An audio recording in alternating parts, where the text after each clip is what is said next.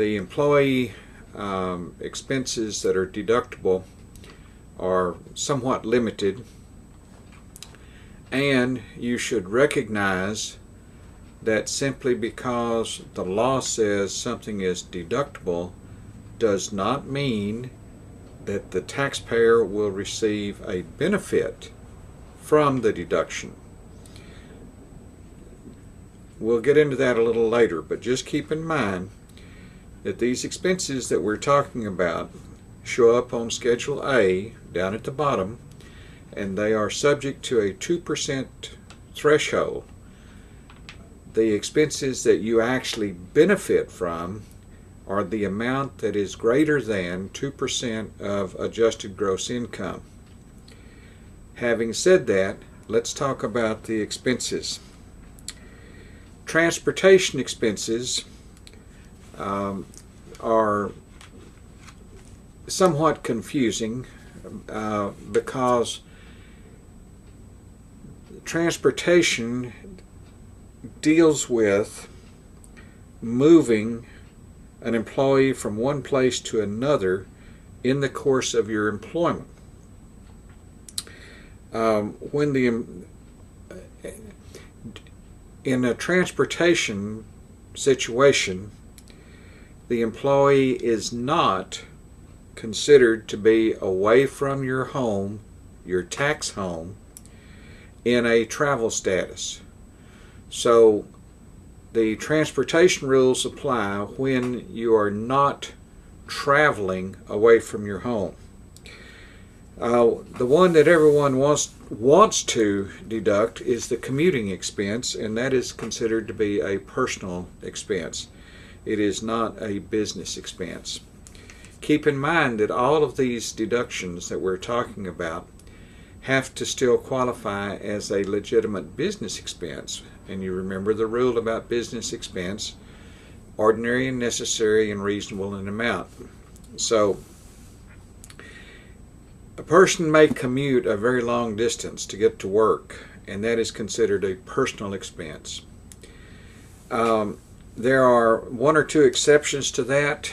If a person is in the type of business where they have to carry heavy, bulky equipment, and they rent a trailer or have a trailer to transport that equipment, the extra cost for the trailer can be deducted as a legitimate expense. But the cost of driving the automobile that pulled the trailer is not deductible. You run into some situations where there are a few things that are deductible in this regard. If you have two jobs and you're traveling from one job to another job, then that cost is deductible.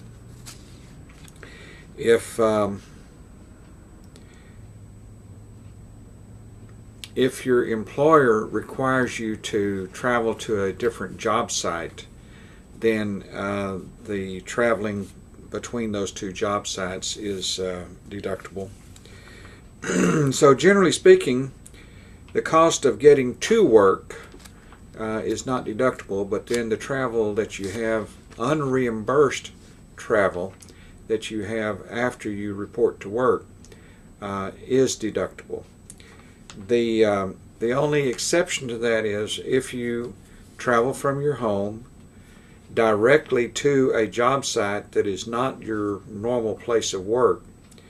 Like in the case of an auditor, you may have an office where you do the majority of your work, but you also go to the client, and the client's address is somewhere across town or in a different town. When you travel from your residence to the client directly, then that travel is deductible. It's a business travel. So how much is deductible?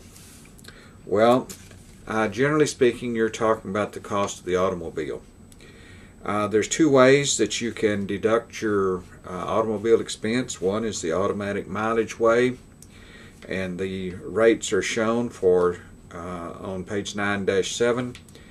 If you have The automatic mileage rate for 2013, the deduction is based on 56.5 cents per mile for business miles. The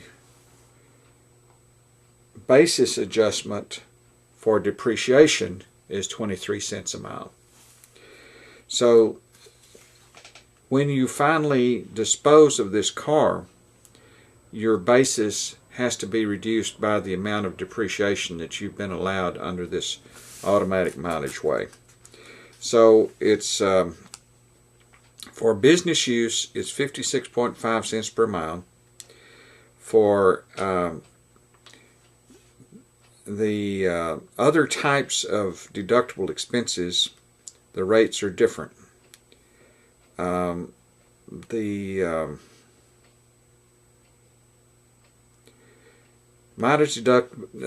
automatic mileage rate for deductible education is the same as for business, which is in this case 56.5. 24 cents per mile for moving and medical expenses. The rate for charitable contribution is 14 cents a mile. So what we're saying is that right now we're talking about business. So it's 56.5 cents per mile. The other categories that are in transportation have different rates, and we will get back to that again when we get to those particular items.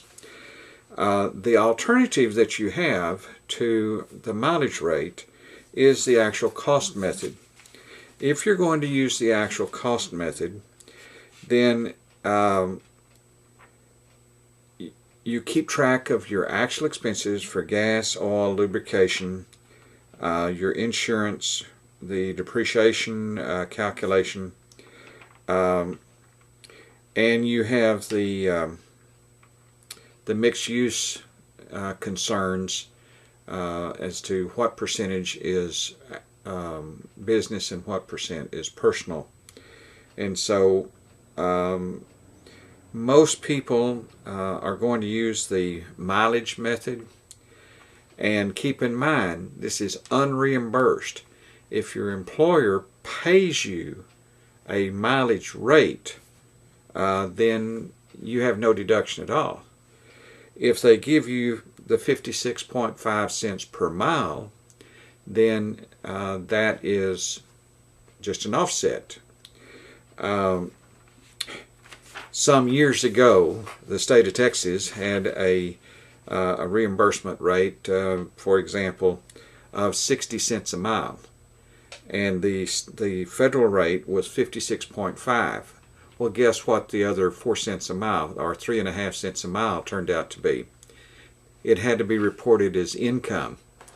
So you need to be careful that your employer does not pay more than the rate unless they intend to give you additional income that's recognized on your W-2. Gets to be a mess. In addition,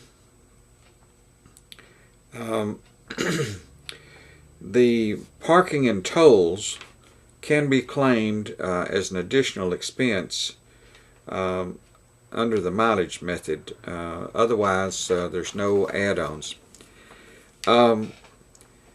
That's pretty much it for the automobile expenses on transportation. The more traditional commercial transportation, if you take a taxi, if you are on an airplane trip that is out and back in the same day, those are all transportation costs that are legitimate. Most employers are going to reimburse you for those kinds of things, so you have no deduction. But if you have an employer that doesn't reimburse for these kinds of expenses, then you would be eligible to deduct them as a legitimate business expense down on Schedule A.